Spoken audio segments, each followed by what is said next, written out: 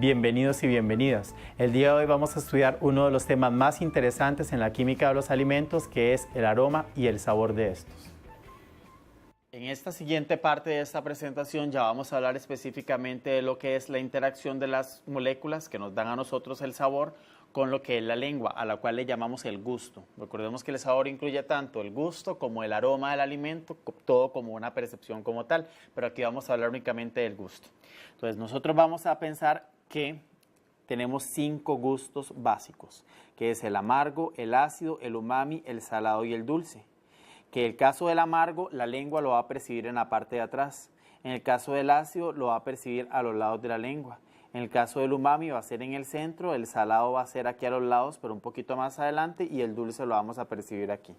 Las razones por las cuales esto ocurre tiene que ver con la disposición de los receptores dentro de lo que es, o por encima de lo que es la lengua. Pero tenemos que considerar aquí que el tratamiento fisiológico, o sea, interacción receptor, lengua y lo que es la señal que el receptor genera para que en el cerebro esto se procese como un determinado sabor, nosotros no lo vamos, el tratamiento de eso no lo vamos a cubrir aquí porque no es parte del curso, ¿verdad? Entonces, el gusto dulce, nosotros lo vamos a relacionar, por ejemplo, a los que son los azúcares, lo que son la sacarosa, la glucosa, los jarabes de maíz, que es prácticamente glucosa, la miel. Dentro de lo que es el gusto dulce hay que tomar en cuenta que la estereoquímica es algo que definitivamente provoca, es lo que definitivamente nos provoca a nosotros una determinada sensación. ¿Qué es la estereoquímica? Recordemos que es un tipo de especificidad en la cual nosotros el cambio de posición de un enlace va a hacer que la estereoquímica de una molécula cambie. Entonces el cambio de disposición o de orientación en el espacio de un enlace puede hacer que nosotros algo dulce lo empecemos a percibir como amargo simplemente por cambiar una posición. Entonces eso es importante, ¿verdad? Considerar que el sabor dulce junto con el sabor amargo son los sabores más complejos. Amargo son los sabores más complejos. Entonces, como son los sabores más complejos, van a ser dependientes de algo como, tan delicado como es, o tan específico más bien, como es la estereoquímica. Para poder ver si algo es dulce o qué tan dulce es o no es algo, nosotros eso lo realizamos a través de análisis sensoriales, lo que le llamamos un panel sensorial. Un grupo de personas le damos diferentes concentraciones de un determinado azúcar para que ellas nos digan aquí lo percibo dulce, aquí no lo percibo dulce. La forma de realizar este tipo de paneles sensoriales ustedes los van a ver en otros cursos posteriores. Aquí lo que tenemos que considerar son dos cosas. La primera, como lo que es el poder edulcorante de un determinado azúcar va a provenir de paneles sensoriales, la variabilidad en la literatura de qué tan dulce es algo o qué tan dulce no es algo va a ser mucha. ¿Por qué? Porque obviamente proviene simplemente de percepciones subjetivas de las personas, entonces hay mucha variabilidad. Y además, tomar en cuenta que el momento donde nosotros reportamos el poder edulcorante de algo, esto se hace con base en la sacarosa, o sea, el azúcar de mesa. Que a la sacarosa le ponemos un poder edulcorante de 100. Todo lo que esté más arriba de 100 vamos a decir que es más dulce, hasta llegar, por ejemplo, a moléculas como los esteviósidos que provienen de la stevia, que está muy de moda ahora, que tienen un poder edulcorante de 300, o sea, que son mucho más dulces o da una percepción de dulzura mucho más que lo que es la sacarosa. Hasta tener valores más bajos, por ejemplo, en el caso de la lactosa. En el caso de la lactosa o el azúcar de la leche tiene un 0,27. Respecto a la sacarosa vemos que obviamente el poder edulcorante es mucho menor. Eso sucede, por ejemplo, en las leches deslactosadas. Las leches deslactosadas lo que hacemos es que la lactosa como tal, lo que es el disacárido de la lactosa, lo descomponemos en sus dos monosacáridos, que son glucosa y galactosa, los cuales por aparte tienen un poder edulcorante mucho mayor que el de la lactosa. Entonces esa es la razón por la cual las leches deslactosadas nosotros las vamos a sentir, la percepción del sabor de estas leches va a hacer que nosotros podamos percibirlas mucho más dulces que la leche que sí tiene la lactosa como tal. Para explicar el gusto dulce tenemos que recurrir al esquema AHB. ¿Qué nos dice este esquema AHB? Esa teoría considera que tanto la molécula estimulante como el sitio de la boca tiene dos átomos electronegativos, A y B. En el caso del átomo electronegativo A, este está protonado. Veamos que en el caso de la sacarina sería este nitrógeno con este hidrógeno aquí. En el caso del B, este no está protonado.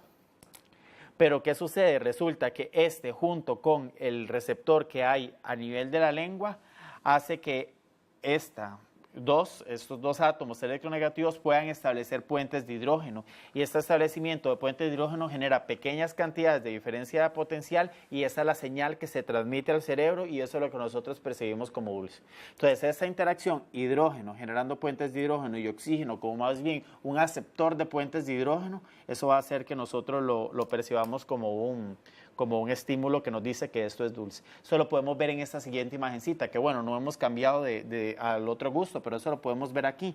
La interacción, podemos decir que este es el receptor y esta es la molécula que nos da el sabor.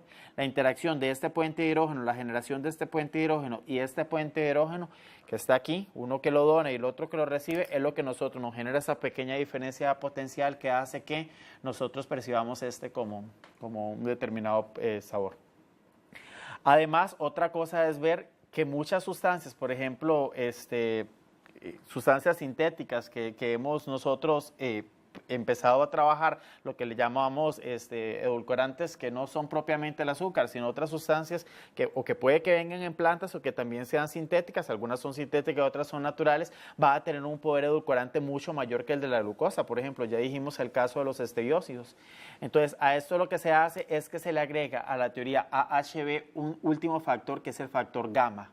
Ese factor gamma lo vamos a pensar nosotros como que es una parte de la molécula que es lipofílica, o sea, no polar, que se tiene que acomodar de una forma específica. En este caso nosotros veríamos que se nos acomodaría como A, B y gamma, formando un triángulo. Este acomodo específico nos va a decir a nosotros, o la forma como se dé ese acomodo, esta interacción va a ser hidrofóbica, esta interacción es a través de puentes de hidrógeno. Eso es lo que va a hacer a nivel de la lengua que se genere o una respuesta hacia lo dulce o una respuesta hacia lo amargo, ¿verdad? Eso es como el amor, lo dulce y lo amargo van de la mano, ¿verdad? Es prácticamente lo mismo, como uno se lo aprende, ¿verdad? Entonces ahí tenemos que considerar eso, que es esa interacción o esta pequeña o diferencia de enlace la que va a hacer, que eso lo vamos a ver más adelante, que la interacción con la lengua nos dé a nosotros o una respuesta dulce o una respuesta amarga, que lo vamos a ver aquí. Veamos, por ejemplo, un cambio tan pequeño como es el cambio de la estereoquímica nos puede dar un sabor dulce, en el caso de los aminoácidos, y que el otro tenga un sabor amargo, simplemente que modificando la orientación de este enlace. Cambia de lo dulce cambia a lo amargo. Recordemos que lo amargo, por eso está esta pequeña caricatura aquí, se asocia a lo que es la presencia de alcaloides o a la presencia, por ejemplo, de otras sustancias que el cuerpo percibe que no deberían estar presentes. Entonces genera esa respuesta amarga para que la persona pues, devuelva, ¿verdad?, ese alimento, lo cual se va a correlacionar con compuestos que son tóxicos. Ya vimos que existe un AH, un B y un factor lipofílico. Entonces, ¿qué vamos a decir nosotros aquí? Que es la orientación de estas unidades AHB la que nos va a generar una respuesta dulce o amarga, ¿verdad? Simplemente es esta orientación la que nos va a decir que el compuesto es dulce o es amargo, lo cual explica, por ejemplo, en este caso, que los D-aminoácidos, que ya lo dijimos, sean dulces, y en el caso de la alanina, bueno, bueno, en este ejemplo que está aquí, y los L-aminoácidos posean un sabor amargo, ¿verdad? Entonces es importante ver ahí que esta teoría AHB nos va a explicar la interacción, ¿verdad?, de este tipo de compuestos con la lengua, nos va a explicar el hecho de que un sabor sea dulce o que un sabor sea amargo.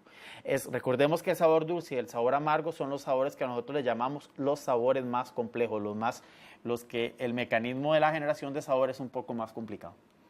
Sabor salado, este es mucho más sencillo. El salado y el ácido son los más simples. El salado porque simplemente es la interacción del sodio con la lengua, ¿verdad? La interacción de los salados se ve fundamentalmente en la interacción del catión sodio. Entre más nosotros nos movamos, veamos que aquí tenemos la serie de los alcalinos, litio, sodio, potasio y rubidio. Entre más nosotros nos movamos hacia abajo, el sabor ácido va a disminuir y va a aumentar el amargo o el metálico. Esa es la razón por la cual los sustitutos de sal, que son cloruro de sodio con cloruro de potasio, el potasio tiene un radio iónico mucho más grande, veámoslo aquí, de 152 angstrom en relación al sodio, que es de 116. Entonces, este va a ser que tenga un sabor metálico más pronunciado, y esa es la razón por la cual nosotros, los sustitutos que vienen, cloruro de sodio, cloruro de potasio, tienen ese sabor característico a sustituto que nosotros no estamos por lo general acostumbrados a percibir. Obviamente es el sabor de la sal, y es importante ver aquí que los sustitutos de sal, si bien es cierto, nosotros acabamos de decir que tienen cierto sabor metálico, también podemos jugar con muchas otras cosas. En el caso de los sustitutos podemos jugar con el simple hecho de que sean sal como tal, que nosotros podemos venir a molerla o refinarla, o podemos dejarla más gruesa.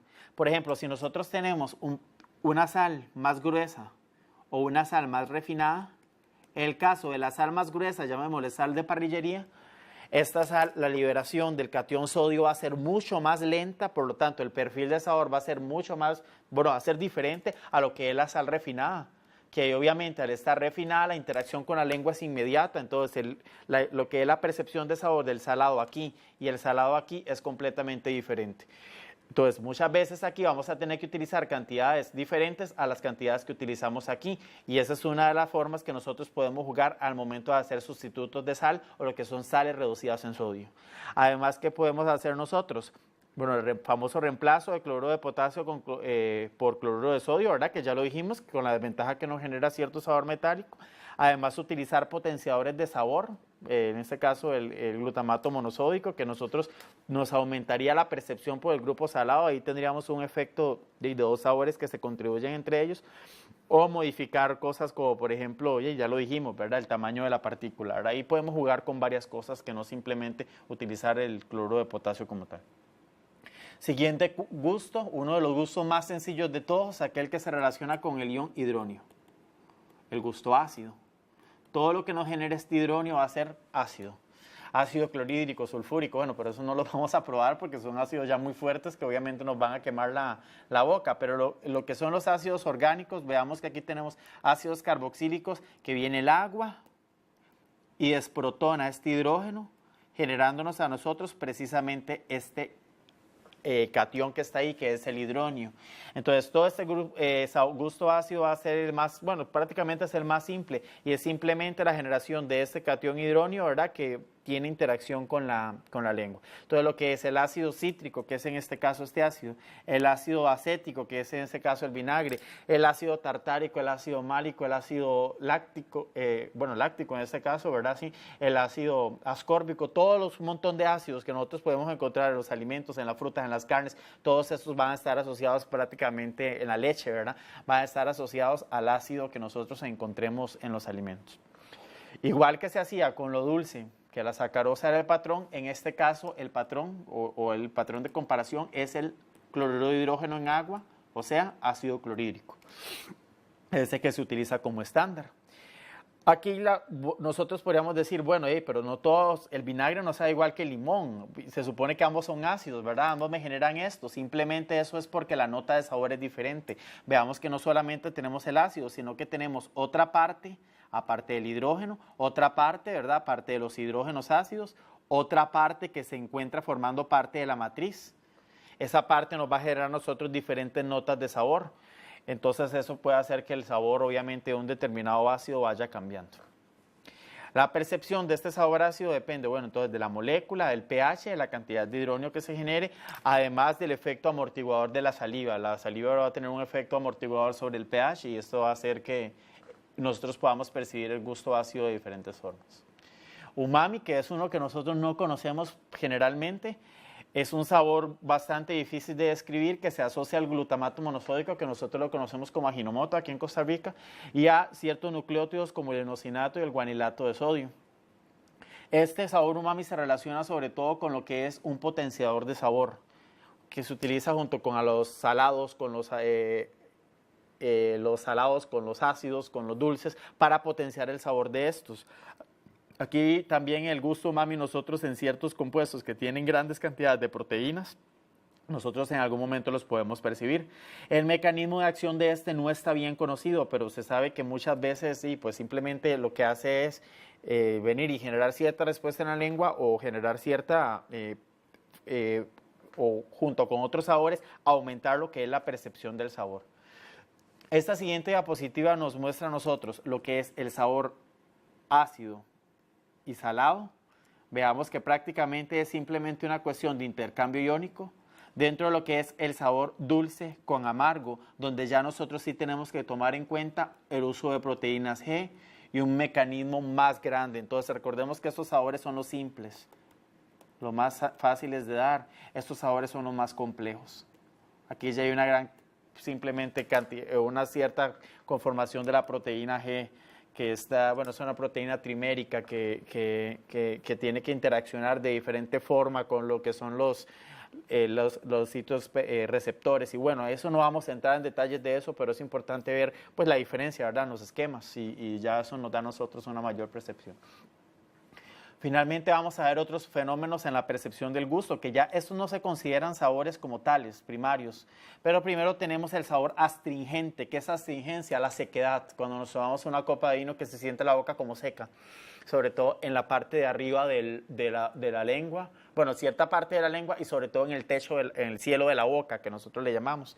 Esto es una sequedad que es una respuesta al encogimiento de los tejidos. Prácticamente los tejidos de la boca se van a encoger y eso es lo que nosotros sentimos como esa sequedad que está ahí. Eso está relacionado a muchos compuestos que nosotros hemos visto anteriormente que se encuentran en el vino, ¿verdad? Básicamente se encuentran en el vino, que forman este montón de moléculas, van a formar agregados con la saliva, con ciertas proteínas de la saliva, y van a hacer que estos agregados absorban el agua, y ahí es de donde nosotros sentimos esa sequedad. Luego está el famoso sabor picante, que le llamamos nosotros, ¿verdad? Que bueno, el nombre real de eso es pungencia. Entonces, el sabor pungente está atribuido básicamente a lo que es la cantidad de capsaicina que pueda tener una determinada sustancia. Bueno, no solamente la capsaicina, sino también en el caso de otros compuestos, por ejemplo, lo que viene en la pimienta. Y básicamente esto es una respuesta de irritante, ¿verdad?, que se puede dar tanto a nivel de la boca como a nivel también de los ojos, de todas las mucosas, ¿verdad?, dependiendo de qué tan picante sea el chile, ¿verdad? Podemos percibirlo en la boca, bueno, y si nos quedan los dedos y por desgracia nos pasáramos los dedos por los ojos también, ¿verdad?, y por la nariz, y básicamente puede tomar bastante cantidad de mucosas. Para la medición, nosotros en un curso posterior vamos a ver que para la medición de la pungencia se utiliza la escala Scoville, que va desde lo que no es pungente, 0, ¿verdad?, hasta lo que es muy pungente, bueno, un chile jalapeño que andaría, si no me equivoco, por ahí de los 2000, hasta otros que andarían en 8000, ¿verdad? Entre más grande sea la escala Scoville, obviamente va a ser más irritante. Simplemente son capsaicinoides, o capsaicina en este caso, que nos va a irritar las mucosas de la boca y de la nariz. El gusto metálico, por ejemplo, cuando se empieza a tomar ciertos fármacos, por ejemplo, se ha visto muchas veces cuando se empiezan a tomar antirretrovirales o otro tipo de compuestos que por razones metabólicas estos generan cierto gusto metálico, y este cierto gusto metálico inclusive se puede empezar a arrastrar inclusive a cuando nosotros tomamos otros alimentos, que esos otros alimentos ya quedan con ese resabio metálico producto de ciertos fármacos. Inclusive se puede dar cuando se encuentran metales dentro de los alimentos, ¿verdad? No vamos a decir que todos los fármacos tengan metales, sino que se da por esas dos razones. Y además lo que es la percepción refrescante, que muchas veces en el caso de los refrescos gaseosos se atribuye al CO2 y al ácido fosfórico. Que bueno, el ácido fosfórico es prácticamente uno de los únicos ácidos minerales que se encuentran permitidos en los alimentos, que lo que hace es generarnos a nosotros esa percepción de refrescante, ¿verdad?, al momento que nosotros tomamos una bebida gaseosa, ¿verdad?, que eso lo vamos a ver posteriormente en el siguiente curso. Esperamos que todos estos contenidos aprendidos